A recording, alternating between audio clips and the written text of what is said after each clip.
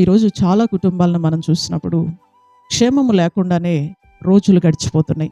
బయటికి వెళ్ళిన మనిషి లోపలికి వచ్చేంత వరకు నమ్మకం లేదు. పడుకున్న వ్యక్తి లేచేంత వరకు నమ్మకం లేదు.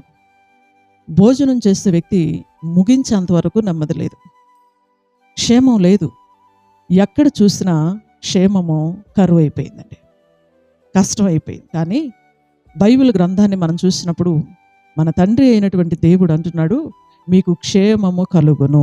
హల్లెలూయా. ఇంతకీ క్షేమం ఎప్పుడు కలిగిద్దో తెలుసా? క్షేమం కలగాలి అంటే దేవుని యందు భయభక్తులు కలిగి ఉండాలి. ఎవరు చూస్తున్నారు, ఎవరు చూడట్లేదు అనేది కాదు, కానీ నా దేవుడు నన్ను చూస్తున్నాడనే భయం మన గుండెల్లో ఉన్నప్పుడు మనం దేవునికి భయపడతాం. అమ్మో, నేను ఈ సినిమా చూస్తున్నాను, ఈ నాటిక చూస్తున్నాను, సెల్ ఫోన్లో చూడకూడని దృశ్యాలు చూస్తున్నాను, నా దేవుడు నన్ను చూస్తున్నాడు అనే భయము కలిగి మనం ఉన్నప్పుడు ఖచ్చితంగా మీకు క్షేమం కలిగిద్ది.